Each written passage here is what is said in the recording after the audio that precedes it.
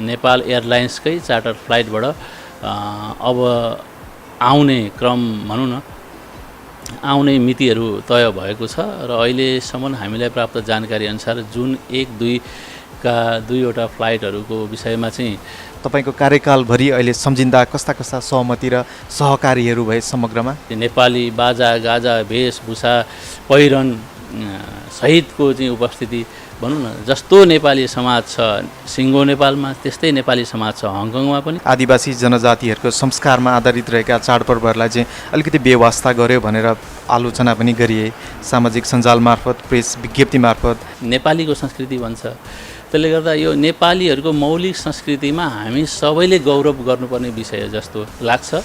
सिङ्गो नेपाल जस्तो छ हङकङ पनि सिङ्गो नेपाल जस्तै देखिन्छ। जाँदा जाँदै के सम्झिनुहुन्छ यहाँका नेपालीहरू जसले त्यो लेभलको प्रगति गरिराख्नु भएको छ? एकदम मलाई गौरव पनि लाग्छ। यहाँको गभर्मेन्टले नेपालीलाई हेर्ने दृष्टिकोण चाहिँ कस्तो छ? त्यसले गर्दा मेरो आफ्नै हस्ताक्षरले यी नेपालीहरूका यावत समस्याहरूको विषयमा आगामी दिनहरूमा थप चासो राखेर चाहिँ तपाईँहरूले चाहिँ निर्णय गरिदिनुपर्छ भन्ने। 4 वर्षको अवधिमा नेपाली समाजसँग प्रत्यक्ष संलग्न भएर बसिरहँदा काम गरिरहँदा नराम्रो अनुभव केही छ जाँदा जाँदै? www.mojakotv.com रमाइलो छ। नमस्कार, कार्यक्रम हेरिराख्नुभएका सम्पूर्ण दर्शकहरूलाई हङकङबाट न्यानो न्यानो अभिवादन। अहिले हामी एज युजुअल हङकङबाट कार्यक्रम रेकर्ड गरिरहेका छौँ। आज हामी हङकङ स्थित महावाणिज्य दूतावास श्री कमल प्रसाद भट्टराईज्यूको आफ्नो निवासमा आएका छौँ। उहाँ 4 वर्षको आफ्नो कार्यकाल पुरा गरेर चाँडै नेपाल फर्किँदै हुनुहुन्छ। आज हामी समग्र रूपमा उहाँको कार्यकाल, हङकङको नेपाली समाज र यहाँको विविध विषयमा अलिकति लामै कुराकानी गर्नेछौँ। आशा छ यहाँले कार्यक्रमलाई मनोरञ्जनात्मक तरिकाले हेरिदिनुहुनेछ। सर, कार्यक्रममा हार्दिक स्वागत छ। धन्यवाद। निकै नै लामो समयपछि हजुरको यो कोठामा आइयो, एकदमै खुसी लाग्यो। एकदम धेरै स्वागत छ। लोकेसन पनि एकदमै राम्रो हो। चट्ट यहाँ बसेर बाहिरको भ्यू हेर्दाखेरि, हङकङ हेर्दाखेरि, यहाँको विकास हेर्दा कहिलेकाहीँ कस्तो फिल हुन्छ सर? वास्तवमा हङकङको विकास उदाहरणीय छ, अनुकरणीय पनि छ र बेला मौकामा कल्पना गर्छौँ हामी पनि अवश्य पनि यस्तो अवस्थामा पुग्न सक्छौँ जस्तो लाग्छ र हामीले प्रयत्न पनि जारी राखेका छौँ।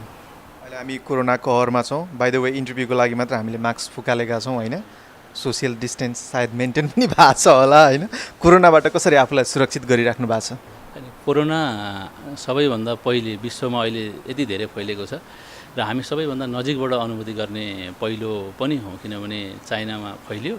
चाइनामा फैलिसकेपछि हङकङमा धेरै ठुलो सतर्कता अपनाइयो र हङकङमा प्रवेश पनि गर्यो र संयोगले अहिले राम्रोसँग नियन्त्रण भएको अवस्था छ र हामीले यहाँबाट सिकेको भनेको स्टे सेफ, स्टे अलर्ट भन्ने कुराहरू छ। सोसियल डिस्टेन्स कायम राख्ने, मास्क लगाएर हिँड्ने, सेनिटाइजरको प्रयोग गर्ने र हात र शारीरिक सरसफाइलाई राम्रोसँग ध्यान दिने, भिडभाडमा नजाने, यिनै कुराहरू चाहिँ हामीले आपसमा पनि छलफल गरेर सुरुका दिनहरूमा नेपाली समुदायलाई पनि हामीले अनुरोध गरेका थियौँ र अहिले सम्पूर्ण नेपाली समुदायहरू त्यसरी चाहिँ त्यही कुराहरू अपनाइरहनु भएको पनि छ। हङकङमा भनौँ न एक किसिमको राम्रो किसिमको अवेरनेस छ सबैमा, स्थानीय चिनियाहरूमा, विदेशीहरूमा र हाम्रो सम्पूर्ण नेपाली समुदायमा पनि साह्रै राम्रो चाहिँ एउटा भनौँ न एजुकेसन, अवेरनेस, सचेतना भएको कारणले सोसियल डिस्टेन्सिङलाई हामीले सबैले रेस्पेक्ट गरेका छौँ र वास्तवमा भिडभाडमा नजाने अनि आफ्नो पर्सनल हाइजिन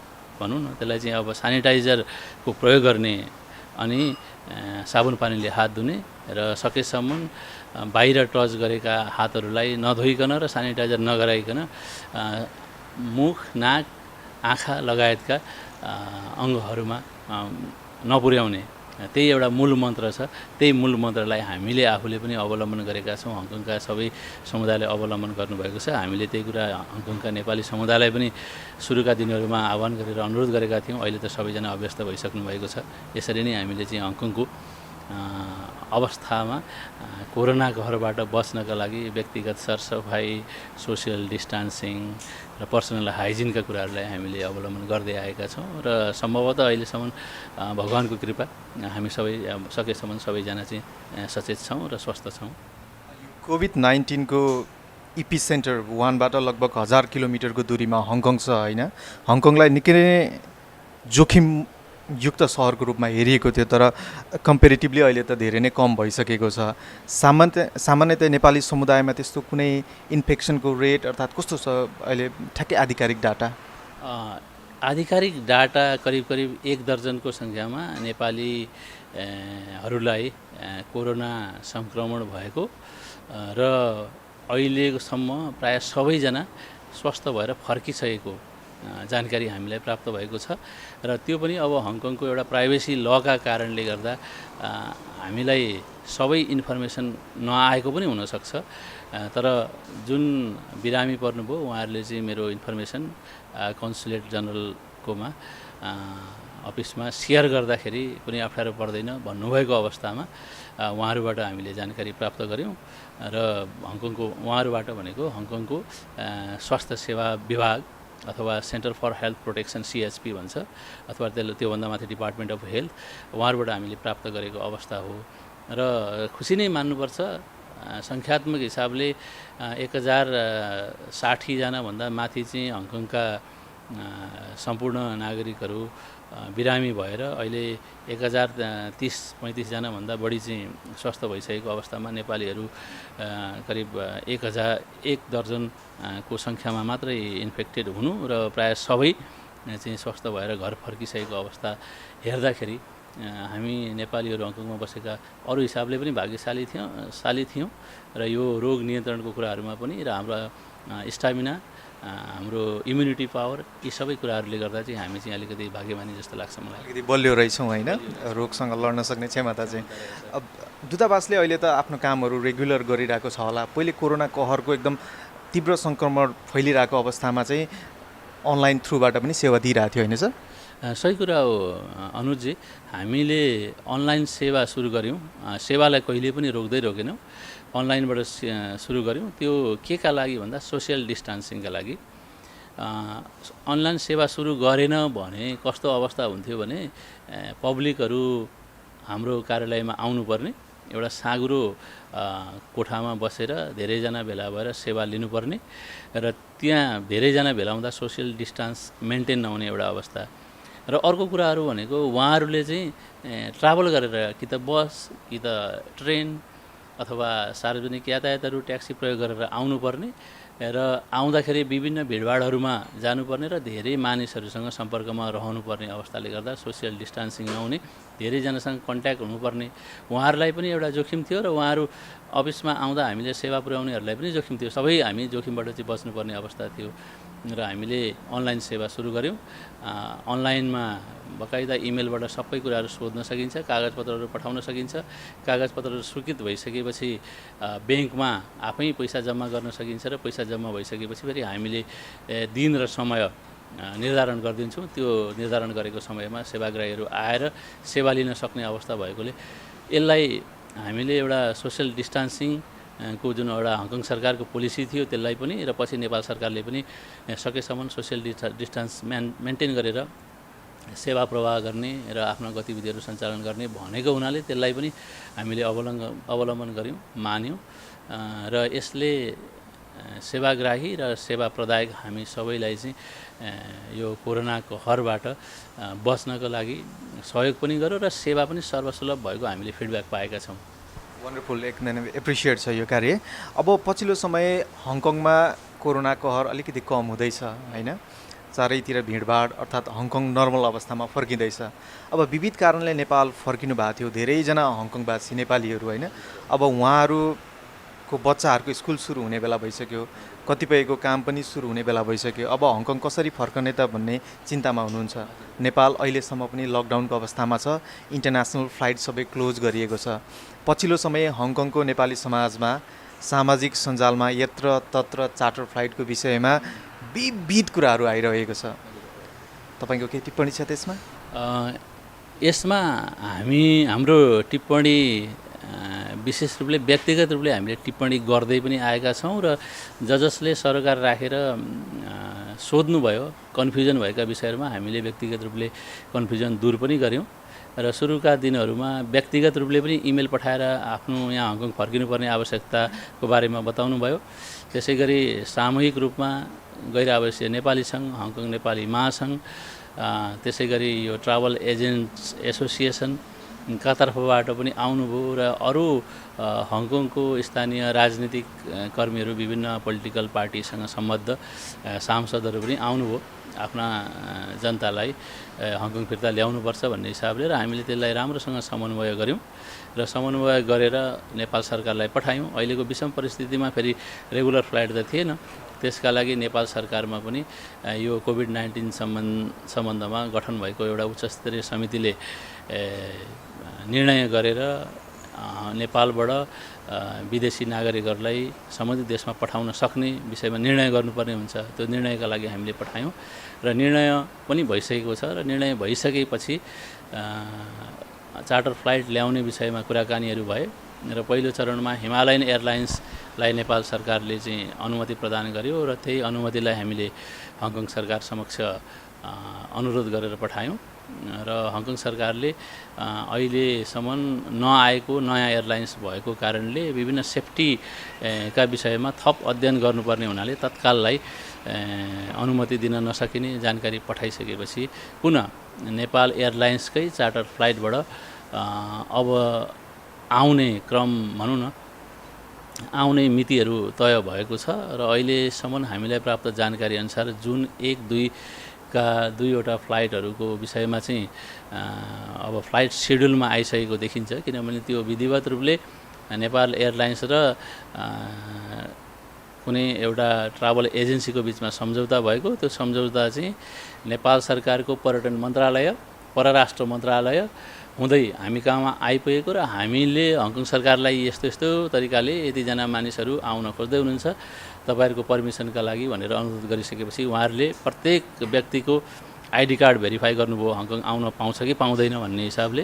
त्यसपछि उहाँहरूले चाहिँ एउटा सुरक्षा प्रबन्ध गर्नुपर्ने, स्वास्थ्यका तयारीहरू गर्नुपर्ने, क्वारेन्टाइनका व्यवस्थाहरू मिलाउनुपर्ने लगायतका तयारीहरू सबै गरिसक्नु भएर हामीलाई अनुमति छ भन्ने जानकारी पठाउनु भएको छ र आजै मात्र हामीले नेपाल सरकारलाई पठाएका छौँ र सम्भवतः अब अरू कुनै कुराहरूले रोकिएन भने चाँडै नै अब आउने हप्ता अथवा जुन 1-2 तारिकतिर आउन सक्ने ठुलो सम्भावना देखिन्छ र त्यसरी आउनुभयो भने पढाइको कारणले पढाइ छुटाउनु पर्ने अवस्थामा रहनुभएका विद्यार्थी भाइ बहिनीहरूले, त्यसै गरी रोजगारीका सिलसिलामा रोजगारीमा जोइन गर्न आउनुपर्ने दाजुभाइ दिदीबहिनीहरूले र अन्य व्यापार व्यवसाय गर्न आउनुपर्ने दाजुभाइ दिदीबहिनीहरूले आउन पाउने सम्भावना देखिन्छ। अब रहन त धेरैजना 1000+ दाजुभाइ दिदीबहिनीहरू नेपालमा रहनु भएको बुझिएको छ, तर सबैजना एकैचोटि आउन नसक्नु होला। पहिलो फ्लाइट दोस्रो फ्लाइट गर्दै गर्दै क्रमिक रूपले अवश्य पनि आउनु होला, चाँडोभन्दा चाँडो आउनु होला जस्तो लाग्छ मलाई। आई थिङ्क यो सामाजिक सञ्जालमा जति दुविधा थियो केही हदसम्म क्लियर भयो होला धेरैजनालाई, होइन?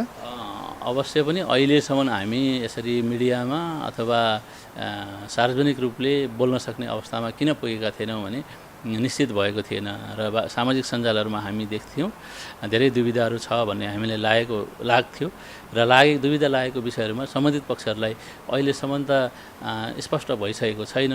त्यसले गर्दा यी कुराहरूलाई चाहिँ सार्वजनिक रूपले प्रसारण नगर्दाखेरि अथवा सामाजिक सञ्जालमा पब्लिस नगर्दाखेरि राम्रो हुन्छ भनेर सम्बन्धित पक्षहरूलाई हामीले अनुरोध पनि गरेका हौँ।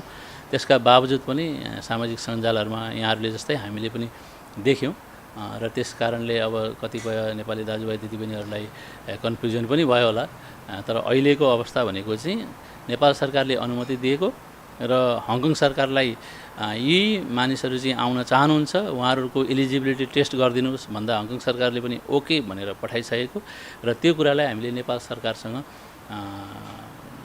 पत्राचार गरिसकेको भनेको अहिले चाहिँ आधिकारिक च्यानलबाट सबै कुराहरू पूर्ण भएको अवस्था छ र अरू विविध कारणले रोकिएन भने नेपाल सरकारको प्रोपर च्यानल र हङकङ सरकारको प्रोपर च्यानलको बिचमा हामीले समन्वय गरेका छौँ र त्यो समन्वय चाहिँ प्रोपरली सम्बन्धित ठाउँमा पुगेको हुनाले हामी थप विश्वस्त हुने अवस्थामा पुगेका छौँ।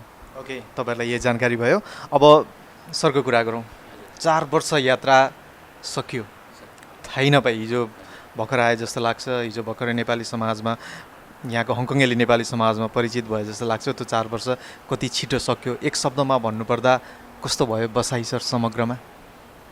अत्यन्त रमाइलो र अत्यन्त उपलब्धिमूलक र भिन्न किसिमको एउटा युनिक एक्सपिरियन्स भन्छ, त्यही युनिक एक्सपिरियन्स मैले प्राप्त गरेको छु। र ओके सर, बोल्दा बोल्दै सर, हङकङ महावाणिज्य दूत आउनुभन्दा अगाडि नै, महावाणिज्य दूत भएर आउनुभन्दा अगाडि नै हङकङमा चाहिँ एउटा विरोध भनौँ, एउटा माग पहिलेदेखि नै थियो कि हङकङमा आदिवासी जनजातिहरूको बाहुल्य रहेको छ। सो आदिवासी जनजातिबाट नै कुनै एकजना चाहिँ महावाणिज्य दूत भएर आउनुपर्छ है भनेर उहाँहरूको माग थियो, उहाँहरूको आन्दोलन थियो।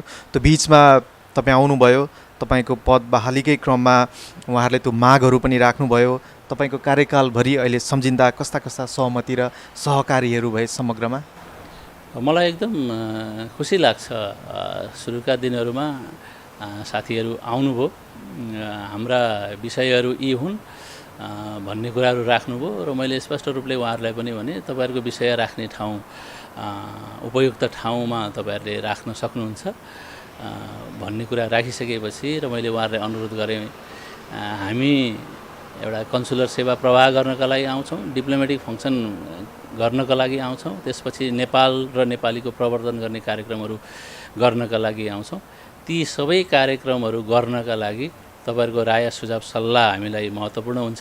तपाईँहरूको राय सुझाव सल्लाहले नै हामी नेपाल र नेपालीको हितमा, चाहे कन्सुलर सेवा प्रवाह गर्ने विषयमा होस्, चाहे पर्यटन व्यापार लगानी प्रवर्धन गर्ने विषयमा होस्, चाहे कूटनीतिक हिसाबले नेपाल र नेपालीको बलियो उपस्थिति जनाउने कुराहरू हुन्छ, ती सबै ठाउँमा हाम्रो संयुक्त प्रयास, एकताको प्रयास बलियो हुन्छ। त्यसले गर्दा सहकार्य गर्दै अगाडि बढौँ भनिसकेपछि साथीहरू कन्भिन्स हुनुभयो र हामीले धेरै सहकार्य गरेर आयौँ र अन्तिम समयमा आउँदाखेरि हामी कोही पनि हङकङमा रहेका कुनै पनि नेपाली समुदायहरू कन्सुलेटसँग सहकार्य गर्दै, प्रायः सबै नेपाली समुदायहरू चाहिँ कन्सुलेटसँग सहकार्य गर्दै पर्यटन प्रवर्धन गर्ने कुरामा, व्यापार लगानी लगायतका कुराहरूमा र अन्य समसामयिक विषयहरूमा पनि सहकार्य गर्नुभयो। उहाँले राय सुझाव सल्लाह उपलब्ध गराउनुभयो। तपाईँहरूले उदाहरणको रूपमा भन्नुपर्दा गत वर्ष जुन महिनादेखि हङकङमा आन्दोलन सुरु भयो। आन्दोलन सुरु भइसकेपछि नेपालीहरूको भूमिका के कसरी चाहिँ एउटा न्युट्रालिटी मेन्टेन गर्नुपर्छ अर्को देशको भूमिमा रहँदाखेरि भन्ने विषयमा हामीले छलफल गऱ्यौँ र जुन एउटा साझा निष्कर्ष निस्केको थियो त्यही निष्कर्षलाई हामीले समाजमा सम्प्रेषण गऱ्यौँ। सबैले सम्प्रेषण गर्न सहयोग गर्नुभयो र त्यही किसिमको पाइयो र भनौँ न त्यत्रा ठुल्ठुला आन्दोलनहरू हुँदा पनि नेपालीहरू उल्लेख्य मात्रामा उल्लेख गरिरहनु पर्ने सङ्ख्यामा धरपकडको अवस्थामा अथवा सहभागी भएको अवस्था रहेन। यो एउटा राम्रो अन्डरस्ट्यान्डिङ रह्यो। त्यसै गरी यो भाइरसको महामारी फैलिसकेपछि पनि हामी नेपाली समुदायमा कसरी चाहिँ भाइरसबाट जोगिने र यसलाई नियन्त्रण गर्ने कुरामा कसरी सहयोग गर्न सकिन्छ, लोकल पोलिसीलाई र नेपाल सरकारको पोलिसीलाई कसरी अवलम्बन गर्न सकिन्छ भनेर छलफल गर्दाखेरि एउटा साझा सहमति बन्यो। त्यही साझा सहमति अनुसार अगाडि बढ्यौँ र हामीले सूचना सम्प्रेषण गऱ्यौँ। सबैको सहयोग पाइयो र तपाईँले पछिल्लो अवस्थामा पनि देख्नुहुन्छ, विगतमा पनि हामीले विभिन्न एभरेस्ट हाइकिङहरू गऱ्यौँ पर्यटन प्रवर्धन गर्ने कुरामा, व्यापार तथा लगानी प्रवर्धनका कार्यक्रमहरू गऱ्यौँ। प्रायः सबै सङ्घ संस्थाहरूलाई चाहिँ हामीले सम्बद्ध सङ्घ संस्थाहरूलाई आह्वान गऱ्यौँ। जस्तो व्यापारसँग सम्बन्ध हुँदाखेरि चाहिँ च्याम्बर अफ कमर्सलाई, त्यसै गरी चाहिँ हङकङ नेपालीज बिजनेस एसोसिएसनलाई, त्यसै गरी पर्यटन प्रवर्धनका कुराहरूमा गैर आवश्यक नेपाली सङ्घ अनि हङकङ नेपाली महासङ्घ, इन्टिग्रेटेड नेपाली सोसाइटी लगायतका सङ्घ संस्थाहरूलाई र विभिन्न विचार समूहका संस्थाहरूलाई पनि हामीले आह्वान गऱ्यौँ। आह्वान गर्दा उहाँहरूले राम्रोसँग सहयोग गर्नुभयो। बुद्ध जयन्ती मनाउने कुरामा नवबुद्ध आमा समूहले राम्रोसँग सहयोग गर्नुभयो र पछिल्लो अवस्थामा हामीले भिजिट नेपाल 2020 को उद्घाटन कार्यक्रम गऱ्यौँ भव्य रूपले जनवरी 5 मा। त्यो कार्यक्रम उद्घाटन गर्नका लागि हामीले अत्यन्त हङकङका सम्पूर्ण समुदायलाई प्रतिनिधित्व हुने किसिमका सङ्घ संस्थाहरूको सहयोगमा राय सुझाव सल्लाह र सक्रिय सहभागितामा कार्यक्रम गऱ्यौँ र एउटा विशेष किसिमको हङकङमा अहिलेसम्म अरू देशले कूटनीतिक हिसाबले पनि, अरू च्याम्बरहरूले पनि नगरेको र अरू समुदायहरूले पनि नगरेको एउटा बिग बस राइडिङ हङकङको मेजर चाहिँ ल्यान्डमार्क्सहरूमा, पर्यटकीय ठाउँहरूमा चाहिँ नेपाली बाजा गाजा वेशभूषा पहिरन सहितको चाहिँ उपस्थिति भनौँ न, जस्तो नेपाली समाज छ सिङ्गो नेपालमा त्यस्तै नेपाली समाज छ हङकङमा पनि, र जस्तो नेपाली समाज हङकङमा छ त्यो सिङ्गो नेपाली समाज प्रतिनिधिमूलक हिसाबले चाहिँ उभिएर भेला भएर कार्यक्रम अब्जर्भेसन व्हिल जस्तो अत्यन्त पर्यटकीय केन्द्रमा उपस्थित भएर 5 वटा बिग बसमा चाहिँ सवार गरेर बाजा गाजा झाँकी सहितको प्रस्तुत गर्न सक्यौँ र ती सबै कुराहरूमा अत्यन्त राम्रो सहभागिता प्राप्त भयो र राम्रो सहकार्य भयो। मलाई लाग्छ हङकङको नेपाली समुदायहरू अत्यन्त नेपाल र नेपालीप्रति माया गर्ने, सहकार्य गरेर अगाडि बढ्नुपर्छ भन्ने कुरामा विश्वस्त, साह्रै सहयोगी, साह्रै सहृदयी र एकदम फ्रेन्डली मैले पाएको छु। उहाँहरू सबैलाई तपाईँहरूको यो प्रसारण मार्फत पनि यो 4 वर्षको अवधिमा कन्सुलर सेवा प्रवाह गर्ने कुरामा जसरी राय सुझाव सल्लाह उपलब्ध गराउनु भयो र हामीले छुट्टीका दिनहरूमा पनि कन्सुलर सेवा प्रवाह गऱ्यौँ।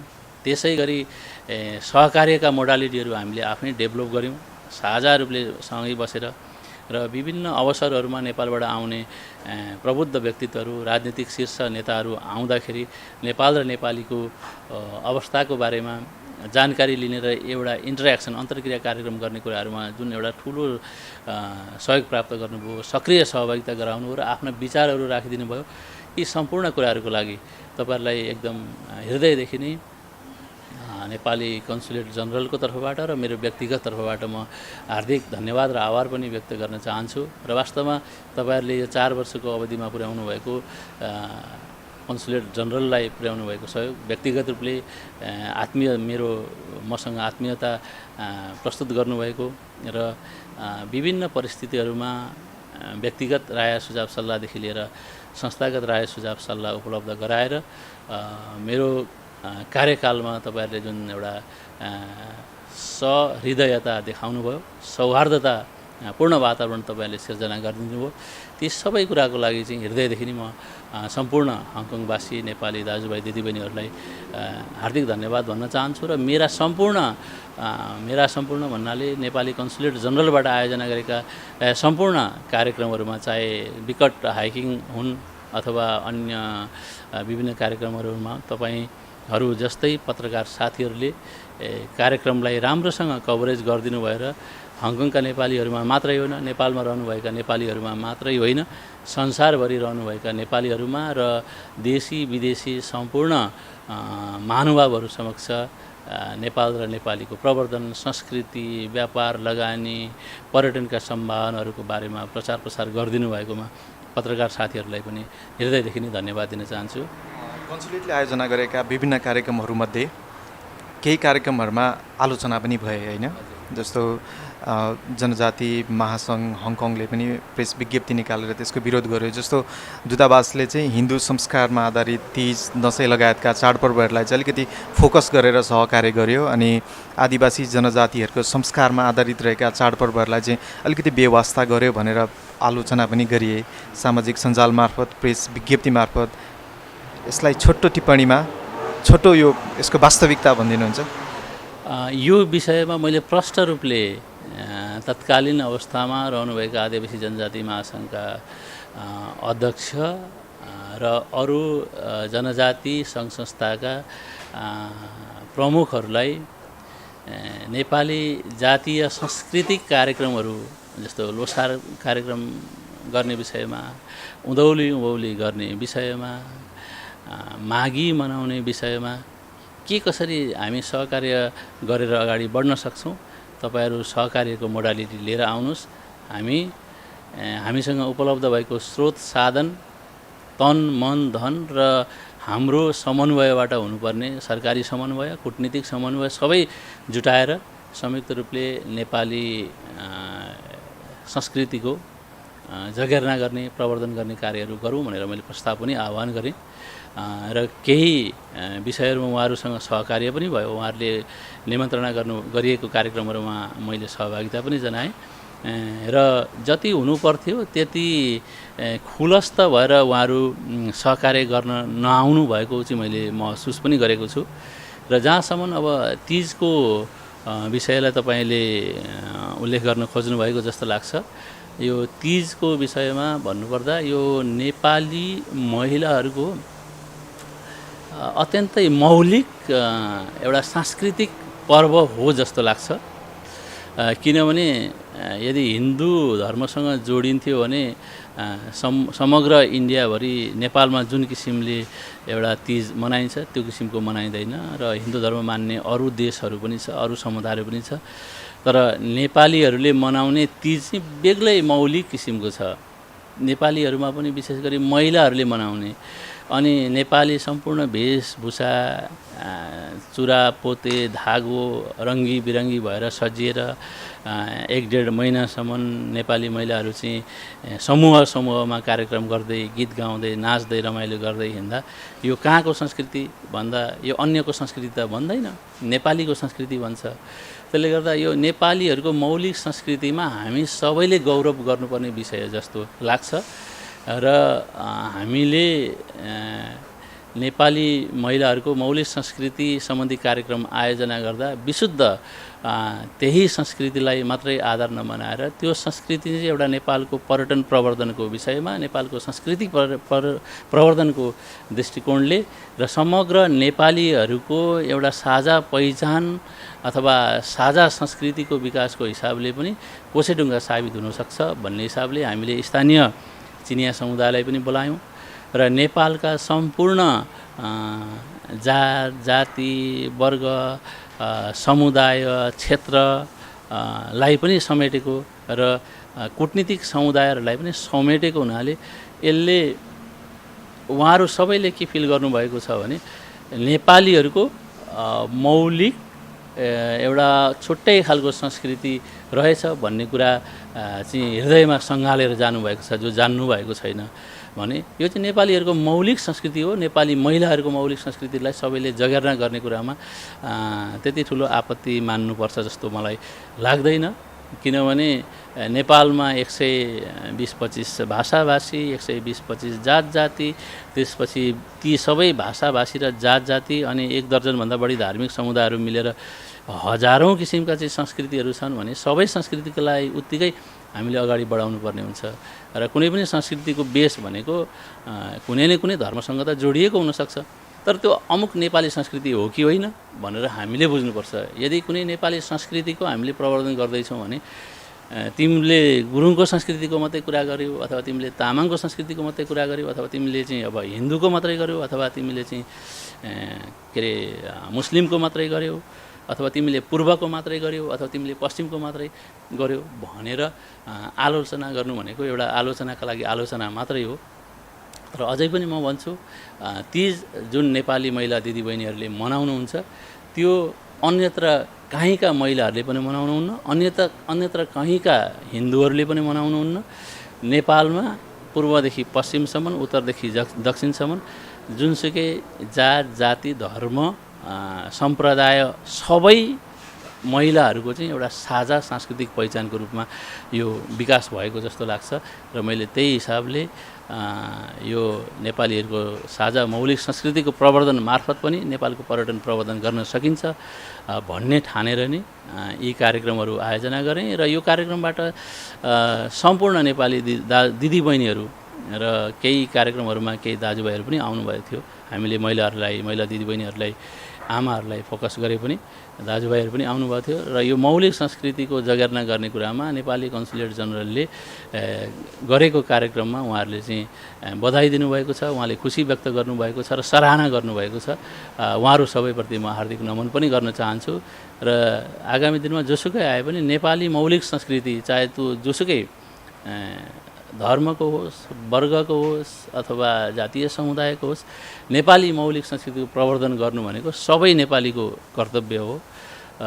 यहाँ कन्सुलेट जनरलको रूपमा आउनेले पनि अरू भनौँ न कन्सुलेट जनरल त बढीमा 4 वर्ष बस्छ र जान्छ, तर नेपाली दाजुभाइ दिदीबहिनीहरू त 15, 20, 25, 30 वर्ष बस्नु भएको छ भनेपछि उहाँहरूले पनि आगामी दिनहरूमा यस्ता मौलिक संस्कृतिहरूलाई जगेर्ना गर्दै अगाडि बढ्नुपर्छ। लोसारलाई पनि जगेर्ना गर्दै अगाडि बढ्नुपर्छ, माघीलाई पनि जगेर्ना गर्दै अगाडि बढ्नुपर्छ, दसैँ तिहारलाई पनि जगेर्ना गर्दै अगाडि बढ्नुपर्छ, नेपाली नयाँ वर्ष वैशाख 1 गतेलाई पनि जगेर्ना गर्नुपर्छ।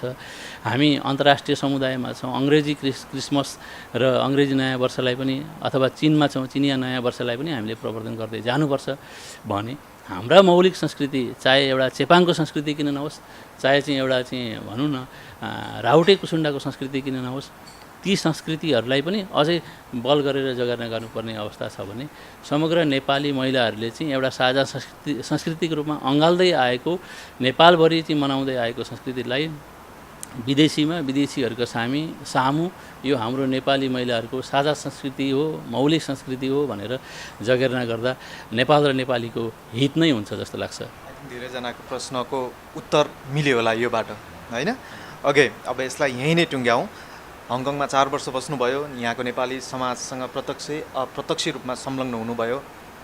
हामीले विभिन्न देशमा विभिन्न खालका समाज देखेका छौँ, नेपालमै पनि विभिन्न खालको समाजहरू छ। हङकङको यहाँको समाज चाहिँ अब जाँदै गर्दा छोटोमा टिप्पणी गर्नुपर्दा कस्तो खालको समाज लाग्यो? समग्र हङकङको समाज होमोजिनस सोसाइटी हो, किनभने 98% जति चाहिँ स्थानीय चिनियाहरू हुनुहुन्छ र त्यहाँभित्र हामी नेपाली समुदायको विषयमा कुरा गर्ने हो भने नेपाली समुदाय चाहिँ हेटेरोजिनस सोसाइटी हो, विविधताले भरिएको सोसाइटी हो। सिङ्गो नेपाल जस्तो छ, हङकङ पनि सिङ्गो नेपाल जस्तै देखिन्छ। नेपालमा हुने प्रायः सबै जातीय समुदायहरू, भाषाभाषीहरू र क्षेत्र वर्ग लिङ्गका मानिसहरू चाहिँ यहाँ हुनुभएको हुनाले एउटा हेटेरोजिनस सोसाइटी नै पाइन्छ। हुनसक्छ केही समुदाय, केही जातीय समुदायहरूको बाहुल्यता छ, तर समग्रतामा सबै जातीय समुदायहरू, भाषिक समुदायहरू यहाँ उपस्थित भएको हुनाले मैले एउटा हेटेरोजिनस सोसाइटी पाएको छु। 3D प्रकारका नेपालीहरू काम गर्छन्। डर्टी, डेन्जर र डिफिकल्टिज भन्ने जुन भनाइ थियो त्यसलाई चिर्दै नेपालीहरू अहिले व्यापार व्यवसायमा पनि लागेका छन्, होइन? हङकङलाई नै चाहिँ प्रमोट गर्ने हिसाबले लाग्नु भएको छ। हङकङमै एउटा राम्रो चाहिँ तपाईँको ट्याक्स पेमेन्ट गर्ने हिसाबले लाग्नु भएको छ, होइन? त्यो प्रगति देख्दा त्यसले त सिङ्गो नेपाललाई नै रिप्रेजेन्ट गर्छ, नेपालकै गौरव बढाउँछ। लामो समय तपाईँहरूले उहाँहरूलाई पनि हेर्नुभयो, नजिकबाट चिन्ने मौका पाउनुभयो। जाँदा जाँदै के सम्झिनुहुन्छ यहाँका नेपालीहरू जसले त्यो लेभलको प्रगति गरिराख्नु भएको छ? एकदम मलाई गौरव पनि लाग्छ र इतिहासलाई हेर्ने हो भने 1997 भन्दा अगाडि हामी नेपालीहरू हङकङमा उपस्थित थियौँ त ब्यारेकभित्र एउटा आर्मीको रूपमा, होइन, ब्रिटिस गभर्मेन्टको सेनाको रूपमा कार्यरत थियौँ। ओपन लाइफ हामीले अनुभूति गरेका थिएनौँ। 1997 भन्दा अगाडि विशेष व्यवस्था अनुसार चाहिँ हामी हङकङमा आएर बसोबास गर्न थाल्यौँ।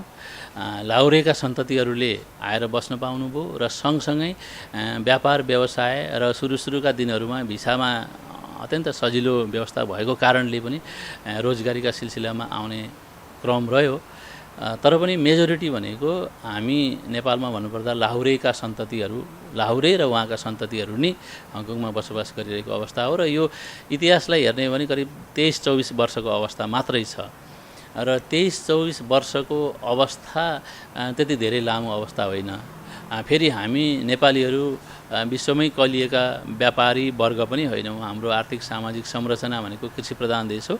कृषिमा कुटो कोदालो गरेर बस्ने र सामान्य अरू रोजगारीहरू गरेर बस्ने आम नेपाली समुदायहरू हङकङ चाहिँ एउटा विश्वकै व्यापारिक केन्द्रमा आउँदाखेरि र खुला जीवन बिताउँदा सुरुका दिनहरूमा हामीलाई हाम्रो क्षमताले, आर्थिक क्षमताले, प्रोफेसनल भनौँ न पेसागत क्षमताले, अन्य स्किलका कुराहरूले गर्दाखेरि हामी एकैचोटि व्यापारमा होमिन सक्ने अवस्था थिएन। त्यसले गर्दा हामीसँग जे स्किल थियो, हामी जे काम गर्दा रोजगारी पाउँथ्यौँ त्यही कामहरू गऱ्यौँ, होइन? हामीले सेक्युरिटी सेक्टरमा काम गऱ्यौँ, हामीले कन्स्ट्रक्सन सेक्टरमा काम गऱ्यौँ, हामीले फुड एन्ड बेभरेजमा पनि एउटा सर्भिस अथवा जागिरेको रूपमा मात्रै काम गऱ्यौँ।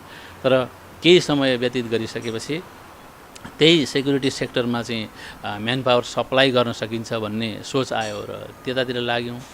अनि फुड एन्ड बेभरेज सेक्टरमा हामी आफै पनि रेस्टुरेन्ट, होटल बिजनेसहरू गर्न सकिन्छ भन्ने कुराहरू आयो।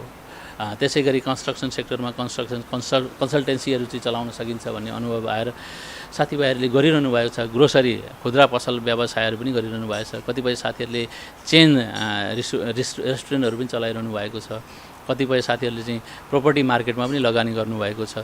भनेपछि यो सानो छोटो अवधिमा र हामी नेपाली जुन अवस्थाबाट हङकङमा प्रवेश गऱ्यौँ त्यो सबै पृष्ठभूमिलाई हेर्ने हो भने 22-23-24 वर्षको अवधिमा जुन सङ्ख्यामा नेपालीहरूले चाहिँ व्यापारको क्षेत्रमा लगानीको क्षेत्रमा आफ्नो प्रगति गर्नुभएको छ त्यो प्रगति वास्तवमा उल्लेखनीय र प्रशंसनीय छ। तर यति भन्दैमा फेरि सन्तुष्ट हुने अवस्था चाहिँ छैन। आगामी दिनहरूमा फेरि अझै धेरै अगाडि बढ्नुपर्ने अवस्था चाहिँ छ र पक्कै पनि आउँदो पिँढी हङकङकै व्यापारिक वातावरणमा व्यापारिक नलेज एजुकेसन हासिल गरेर अगाडि बढ्दै हुनुहुन्छ भनेपछि यही पुस्ता जुन हिसाबले अगाडि बढिरहेको छ आगामी अर्को पुस्ता चाहिँ त्योभन्दा धेरै गुणा अगाडि बढ्न सक्छ भन्ने मलाई लाग्छ। मलाई कन्फिडेन्ट पनि छ।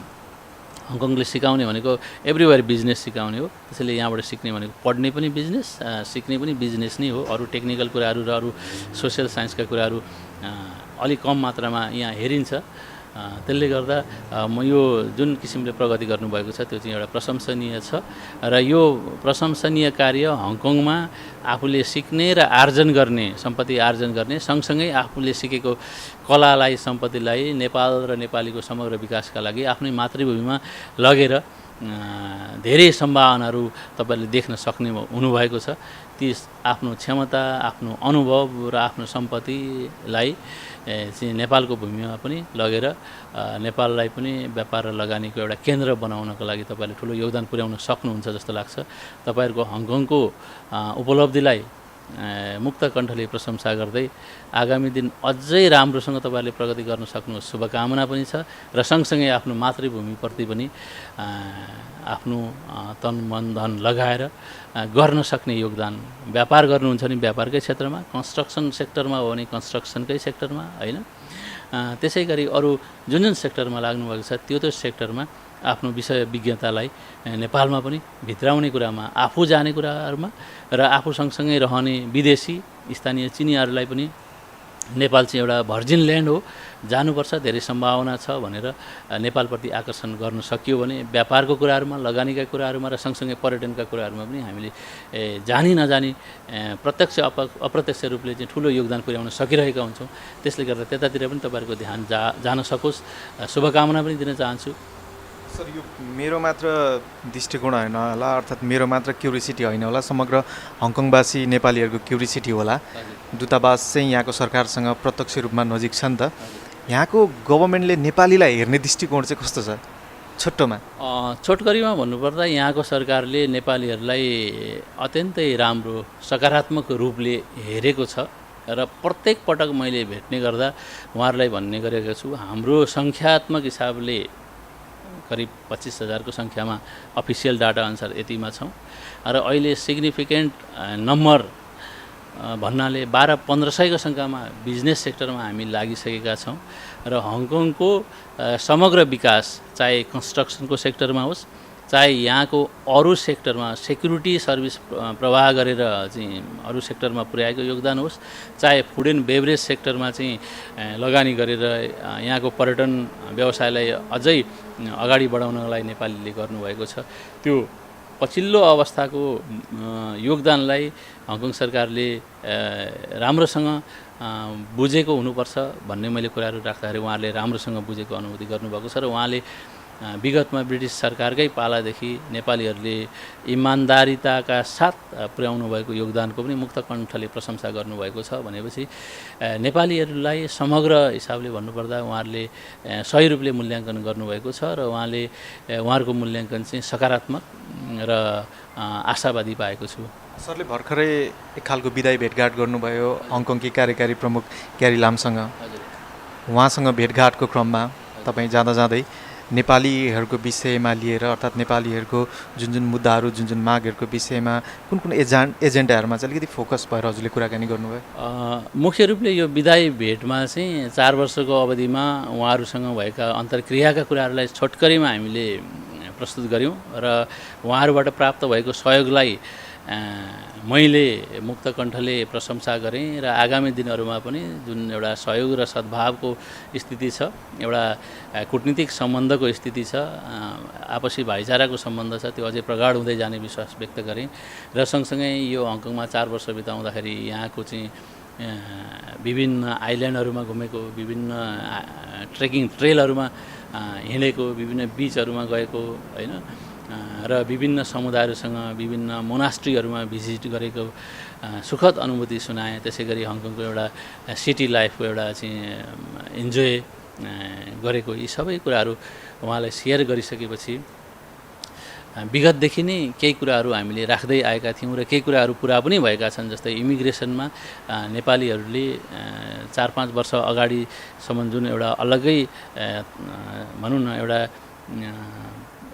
डिस्क्रिमिनेसनको फिल गर्नुपर्ने अवस्था थियो, त्यो डिस्क्रिमिनेसनको फिल गर्नुपर्ने अवस्थाबाट हामी अगाडि बढिसकेका छौँ। अहिले समान ट्रिटमेन्ट हुन्छ र केही भिसाका कुराहरू थिए, जस्तो अब मकाउमा काम गर्ने साथीभाइहरूले हङकङ भएर उड्दाखेरि ट्रान्जिट भिसा लिनै पर्ने अवस्था थियो।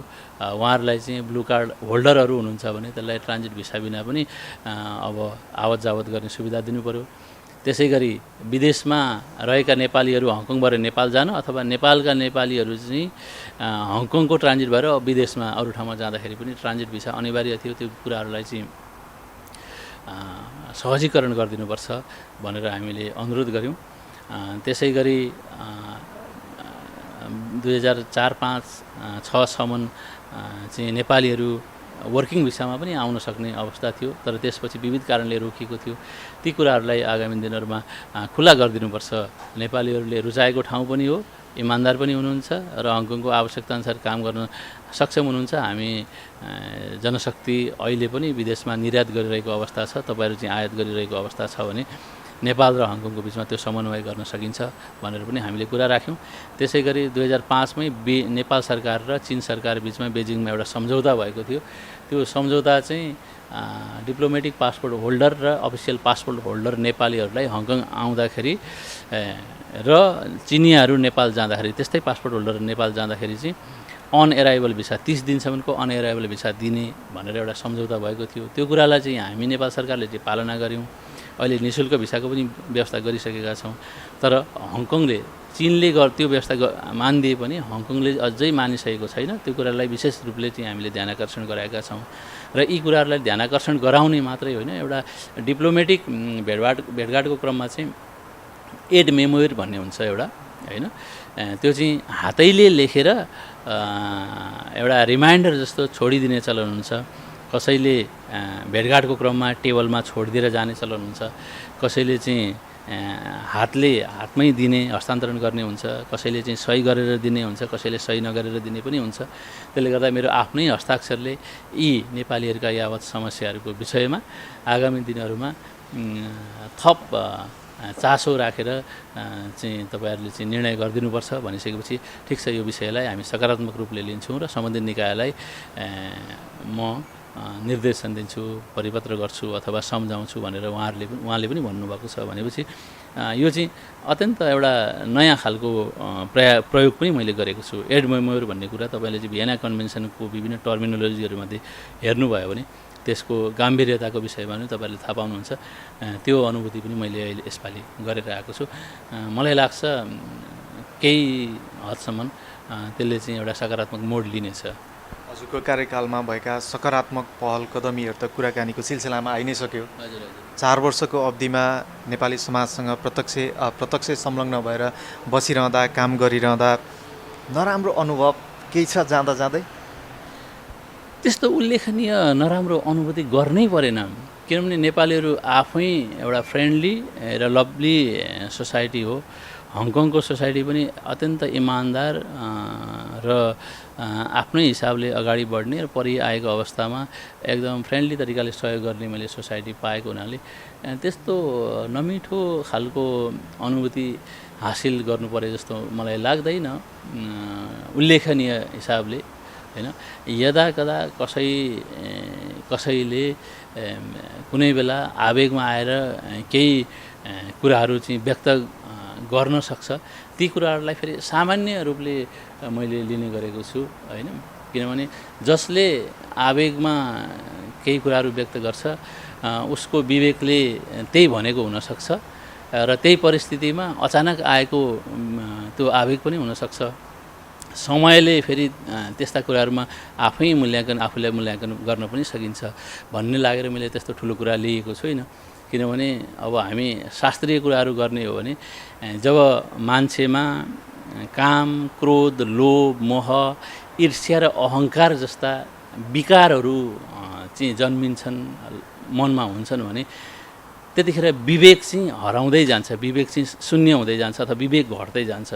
तर ती 6वटा विकारहरू चाहिँ कम भए भने विवेकले काम गर्न थाल्छ अरे मान्छेले भनेर शास्त्रमै उल्लेख गरेको हुनाले यदाकदा त्यस्ता हुने घटनाक्रमहरूलाई यदि भइहालेको भए पनि मैले के गर्छु भने यदि विवेक गुमेको अवस्था अथवा विवेक चाहिँ अलिकति छायामा पर्दै गएको र काम, क्रोध, लोभ, मोह, ईर्ष्या र अहङ्कारको बाहुल्यता भएको अवस्थामा कुनै पनि व्यक्तिले व्यक्त गर्ने भावनाहरू हुन्, विचारहरू हुन् भन्ने मात्रै मैले लिन्छु।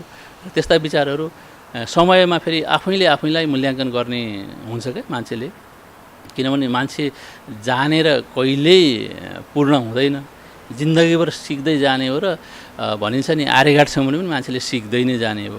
सिक्दै जाने क्रममा कतिपय अवस्थामा आफैलाई ठेस लाग्छ, कतिपय अवस्थामा हिँड्दै जाँदा अरूलाई ठेस लगाउन सकिन्छ होइन। अब बोल्ने कुराहरूमा पनि त्यस्तै हुनसक्छ।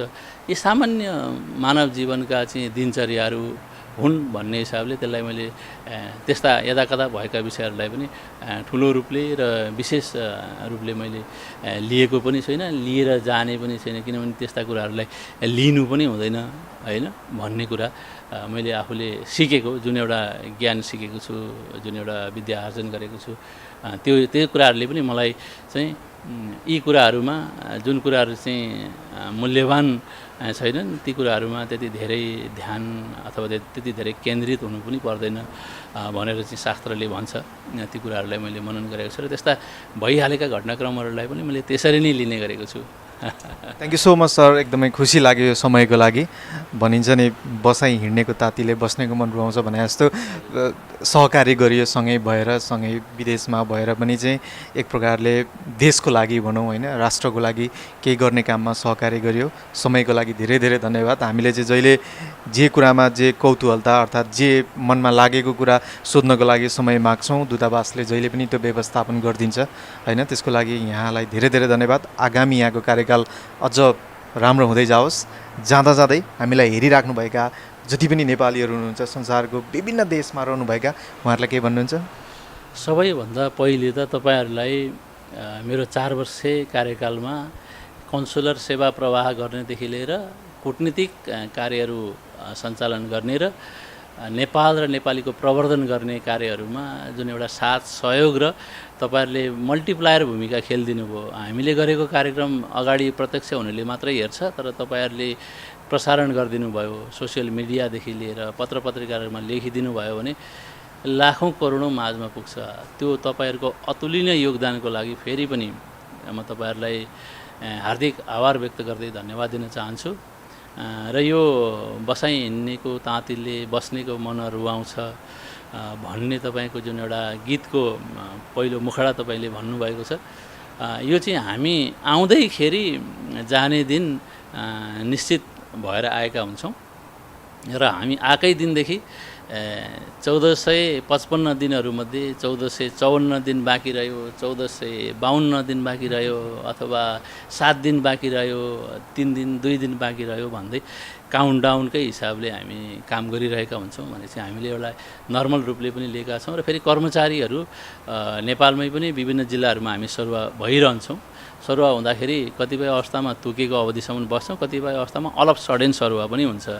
भनेपछि यहाँ चाहिँ म एकदम निश्चित अवधि तोकिएर आएको र पूर्ण अवधि नै पुरा गरेर म जाँदै गरेको हुनाले मलाई अब रहँदा बस्दा तपाईँहरू जस्तो हितैषी साथीहरूसँग, पत्रकार साथीहरूसँग, नेपाली समुदायहरूसँग, कतिपयहरूसँग एकदम फ्यामिली रिलेसन पनि भयो, कतिपय दाजुभाइ दिदीबहिनीहरूसँग एउटा अफिसियल संस्थागत क्लोज रिलेसन पनि भयो, कतिपय साथीहरूसँग भिन्न किसिमका चाहिँ सम्बन्धहरू भए। ती सम्बन्धहरूलाई मैले सम्झिँदाखेरि अलिकति थोरै भौतिक रूपले टाढा जान आँटेकी जस्तो लाग्छ।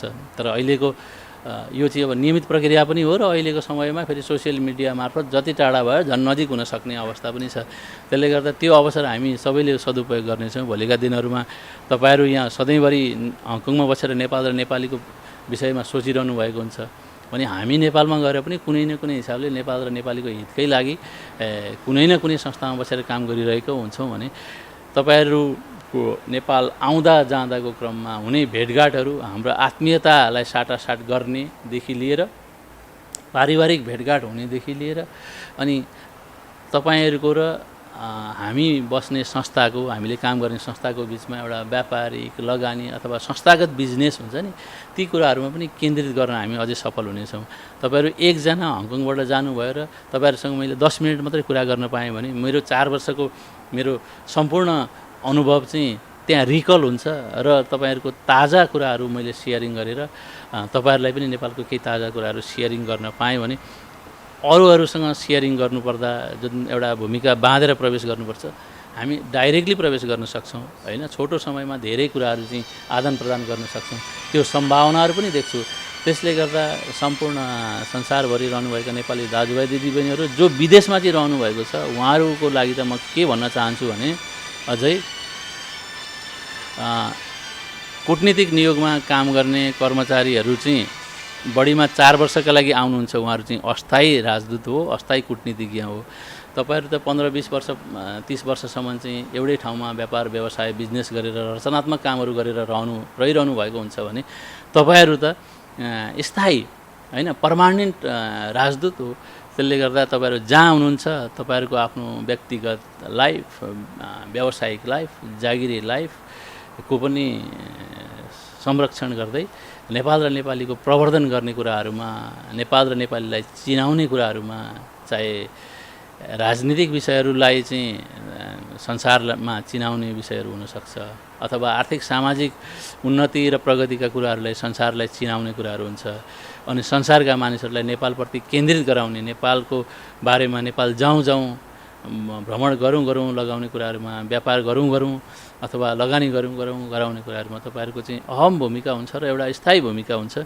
त्यो भूमिका तपाईँहरू सबैले निर्वाह गर्न सक्नुहोस् र जहाँ जता हामी घुम्दै गए पनि जताका नेपालीहरू हुनुहुन्छ सबै नेपालीहरूले सबै दूतावासहरूसँग सहकार्य गर्नुहोस्। सबै दूतावासहरू पनि सबै नेपालीहरूसँग सहकार्य गर्दै एउटा साझा उद्देश्य नेपाल र नेपालीको उन्नतिको लागि साझा उद्देश्यमा पुग्नका लागि हाम्रो सहकार्य एकदम अटल रहोस्, अमर रहोस् होइन, जीवन्त रहोस्, सार्थक रहोस्, अर्थपूर्ण रहोस्। यही शुभकामना दिन चाहन्छु। धन्यवाद।